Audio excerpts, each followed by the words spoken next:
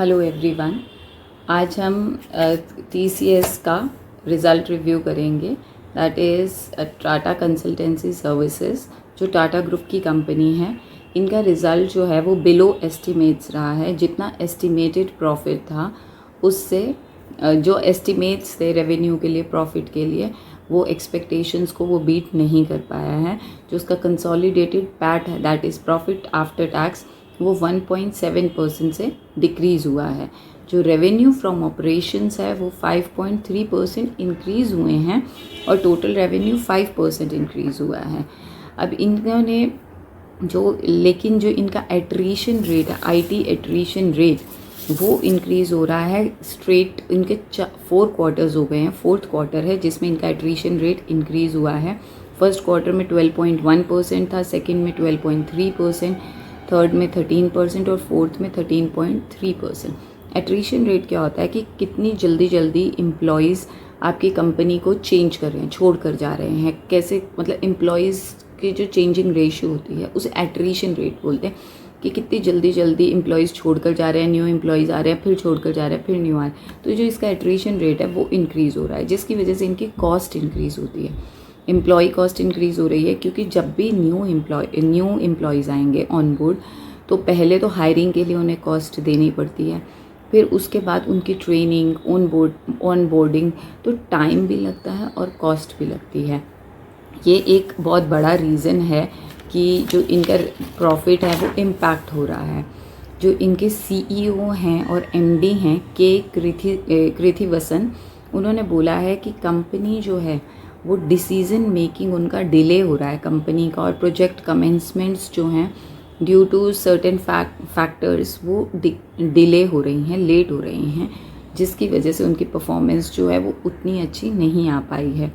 लेकिन जो उनकी ऑर्डर बुक है वो अभी तक की उनकी कंपनी की हिस्ट्री की हाईएस्ट और सेकंड हाईएस्ट ऑर्डर बुक है। जैसे इनको इस 4th क्वार्टर में जो उनकी ऑर्डर बुक है वो $12.2 बिलियन की है। तो ये अभी तक की कंपनी की हिस्ट्री की सेकंड हाईएस्ट ऑर्डर बुक है। और दूसरा कि जो कंपनी इसी ऑर्डर बुक के बेसिस पे वो बोल रहे हैं कि कंपनी जो फाइनेंशियल ईयर 25-26 है उसमें बेटर परफॉर्म करेगी, ऐसा वो एक्सपेक्ट कर सकते हैं। और जो उनके CFO हैं समीर सेक्सरिया, उन्होंने बोला है कि इतनी चैलेंजिंग एनवायरनमेंट में भी कंपनी ने प्रॉफिटेबिलिटी डिलीवर की है। ये कंपनी के लिए बहुत अच्छी बात है। चैलेंजिंग एनवायरनमेंट आपने देखा है कि मार्च में कितना चैलेंजिंग एनवायरनमेंट था, कि कंपनीज जब डोनाल्ड ट्रंप ने टैरिफ अनाउंस किए थे तो मार्केट कैसे फॉल हुई थी, उसके बावजूद कि, और उनका सबसे बड़ी बात है जो TCS के लिए ये इसलिए चैलेंजिंग एनवायरनमेंट और मतलब बाकी कंपनीज़ के कंपेयर में इस वजह से भी था क्योंकि इनका जो मेजर रेवेन्यू है वो नॉर्थ अमेरिका से आता है। तो जो भी डोनाल्ड ट्रंप टैरिफ्स लगाएंगे तो उसका इम्पैक्ट इन पे बहुत जाएगा। ये भी एक रीज़न है। अब कंपनी बोल रही है कि हम जो हायरिंग्स करेंगे, अब उन्हें AI लेड अपॉर्चुनिटीज़ के लिए न्यू हायरिंग्स करनी है, और जिस पेस से वो 2024-25 में हायरिंग कर रहे थे, सेम पेस से वो 25-26 में भी करेंगे। 42,000 एम्प्लॉयज़ उनके ऑन बोर्ड आए हैं लास्ट फाइनेंशियल ईयर में, दैट इज़ 24-25। और जो कैंपस हायरिंग है वो हमेशा से TCS कैंपस हायरिंग कर रहा है, वो कह रहे हैं हमारे लिए बहुत इफ़ेक्टिव रहती है, वो वही कंटिन्यू अपनी कैंपस हायरिंग भी रखेंगे। और जो शेयर्स हैं TCS के वो लास्ट 1 मंथ में 10% डिक्लाइन हुए हैं।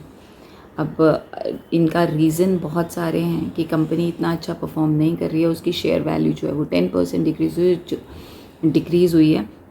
और जो जेफरीज़ हैं, जो ब्रोकरेज फर्म है जेफरीज़, उन्होंने इसकी जो रेटिंग है TCS की रेटिंग डाउनग्रेड कर दी है। पहले उनकी रेटिंग थी बाय की, अब उन्होंने उसे कर दी है होल्ड की। यानी कि अगर आपके पास हैं तो आप उसे होल्ड कीजिए। बाय रेटिंग का मतलब होता है कि आप उसे ख़रीद लीजिए। ये ब्रोकरेज फर्म्स जो रेटिंग देते हैं, अगर उन्होंने बाय की रेटिंग दी है तो इसका मतलब है वो कह रहे हैं कि आप ख़रीद सकते हैं इस शेयर को। अगर उन्होंने होल्ड की दी है तो इसका मतलब है अगर आपके पास अभी हैं तो आप उसे होल्ड कर सकते हैं, सेल करने की ज़रूरत नहीं है। मतलब ऐसी जो रेटिंग है, मतलब या तो वो सेल की रेटिंग देते हैं, तो सेल की भी नहीं दे रहे हैं, कि ये नहीं है कि आप इसे बेच दीजिए, इतना बेकार शेयर है, लेकिन आप इसे होल्ड कर लीजिए और नया मत खरीदिए, बाय की रेटिंग नहीं दे रहे हैं। ये जेफरीज ब्रोकरेज फर्म ने दिया है।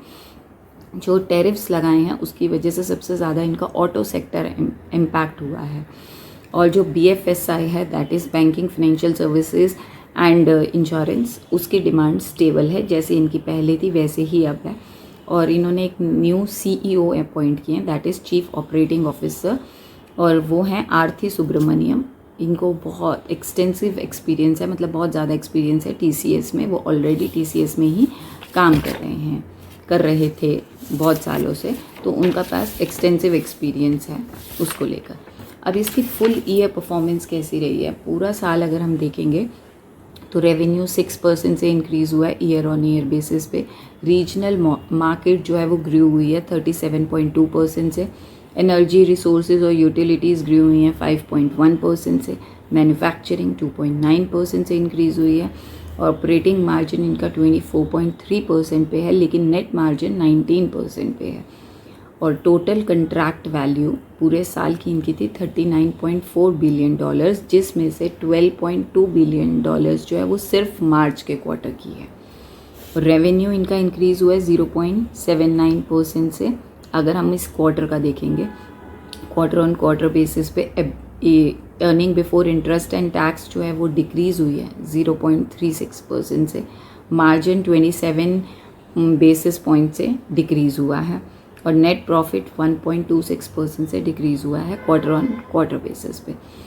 तो बेसिकली जो है इनका मतलब इनके जो CFO CEO इन सब का कहना है कि हम जो इनके पास करंट ऑर्डर बुक है उसके बेसिस पे वो बोल रहे हैं कि हम बेटर परफॉर्म करेंगे कमिंग फाइनेंशियल ईयर में, दैट इज़ 2025-26 में। जो इनके बाकी वर्टिकल्स हैं उनका रेवेन्यू जो है ईयर ऑन ईयर बेसिस पे banking, financial services and insurance का 6.6% रहा है, इंक्रीज़ हुआ है। मैन्युफैक्चरिंग का 4.2% से इंक्रीज़ हुआ है। कंज्यूमर बिजनेस का 2.6% से इंक्रीज़ हुआ है। कम्युनिकेशन, मीडिया एंड टेक्नोलॉजी का 7.1% से। और लेकिन लाइफ साइंसेज और हेल्थ केयर जो है वो 4% से डिक्रीज़ हुआ है रेवेन्यूज़ का। और बाकी जो रिमेनिंग सेक्टर्स हैं, जो वर्टिकल्स हैं इनके, उस पर 14.2% इनका इंक्रीज़ हुआ है रेवेन्यू। अब इन्होंने ये है कि जो TCS है ये ओवरऑल लास्ट 1 मंथ में 10% शेयर डिक्लाइन हुआ है। तो हम अभी इसमें इन्वेस्टेबल शेयर तो नहीं है। अगर आपने ऑलरेडी इन्वेस्ट किया है तो अलग बात है कि आप, क्योंकि टाटा का शेयर है तो वी कैन एक्सपेक्ट कि ये ऐसा तो नहीं है बहुत फॉल होगा, क्योंकि टाटा ग्रुप का है तो टाटा ग्रुप की रेपुटेशन है, इतने ईयर्स से वो लोग सर्विस दे रहे हैं, कंपनीज मैनेज कर रहे हैं, तो वो फॉल तो नहीं होगा बहुत ज़्यादा। अभी जैसे 10% लास्ट 1 मंथ में हुआ, तो 1 मंथ में ऑलमोस्ट सभी शेयर्स जो हैं वो फॉल हुए हैं, आपने देखा होगा।